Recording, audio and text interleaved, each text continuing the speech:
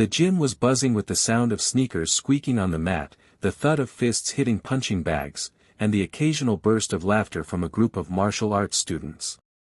In the corner, Coach Daniels, a tall, broad-shouldered man with a black belt tied tightly around his waist, was showing a group of beginners some basic moves. That's when the door creaked open. A woman in her mid-30s stepped inside.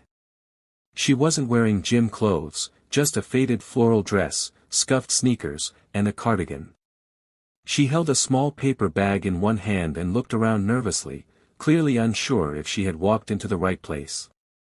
"Can I help you?" Daniels called out, his voice carrying across the room. "Yes," she said softly.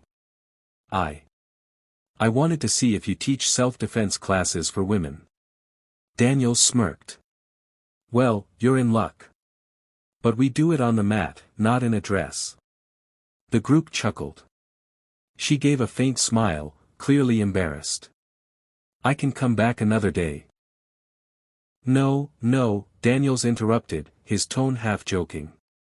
"Tell you what, why don't we have a little friendly match? Just for fun. You can try to take me down." The gym erupted in laughter. Some students nudged each other, expecting an awkward, clumsy scene. The woman hesitated. "I don't think." "Come on," Daniels said, gesturing her forward. "I promise I'll go easy on you." She stepped onto the mat, setting her bag down by the wall. Everyone was still smiling, until she reached up, pulled the cardigan from her shoulders, and with one swift motion tied her hair back. Her movements were deliberate, steady, and surprisingly confident. Daniels approached with an exaggerated, tough guy stance, ready to play the part. But before he could finish his first mock punch, she pivoted, caught his arm, and in one fluid motion swept his leg out from under him. He hit the mat with a loud thud. The room went silent. Daniels blinked up at her in disbelief. "Where did you learn that?" Her eyes softened. "A long time ago." Someone whispered, "Do it again," and before Daniels could protest, they squared off once more. This time he was more cautious, but it didn't matter. She countered every move with precision, controlling her strength yet making it clear, this was no accident. Within seconds, Daniels was flat on the mat again. The students stared, their smiles replaced by wide-eyed respect. Daniels sat up slowly. "All right," he said, catching his breath, "you win. But, who are you?" She paused, then spoke quietly. "My name's Anna. My husband was in the military. Before he was deployed, he insisted I take self-defense training. He used to say, the world can be unpredictable, but you don't have to be helpless." She looked down for a moment. "He never came back. After that, I stopped training. I didn't think I'd ever step into a place like this again." The room was completely still. Even the sound of the heavy bag swinging in the corner seemed distant. Daniel's voice softened. "So why today?" She took a deep breath. "Last week, a woman in my neighborhood was attacked while walking home.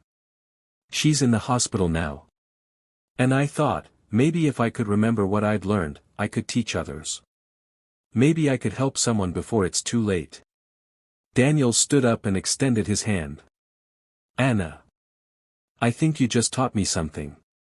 The students gathered around, their earlier laughter replaced by admiration. One young woman stepped forward. "Could you, maybe show us some of those moves?" Anna hesitated, her eyes welling up. "I'm not a teacher." "You are now," Daniel said, smiling. "The best ones don't teach for money.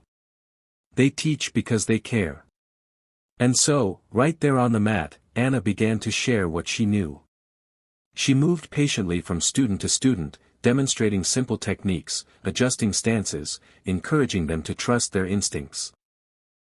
Her voice was calm but strong, carrying the quiet authority of someone who had learned through life, not just lessons. The atmosphere in the gym shifted completely. This wasn't about belts, ranks, or trophies anymore. It was about protecting each other, about strength rooted in compassion. Even Daniels, still rubbing his sore shoulder, watched with a kind of humbled pride. By the end of the session, the students were sweaty, smiling, and standing a little taller. One of the teenage girls lingered, then whispered to Anna, "I wish my mom could learn this. She's been through a lot." Anna placed a hand gently on the girl's shoulder.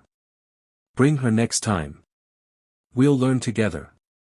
When Anna finally left the gym, the same paper bag in her hand, she walked out to a cool evening breeze. She had come seeking a place to remember who she used to be, and left having found something even more powerful, a purpose that could ripple far beyond herself. Inside, Daniels looked at his students and said, "Remember this day. Strength isn't about who can hit the hardest. It's about who can lift others up when they've fallen." And somewhere in that small, brightly lit gym, a quiet woman in a faded dress had reminded everyone that the most unassuming people often carry the greatest power, not in their fists, but in their hearts.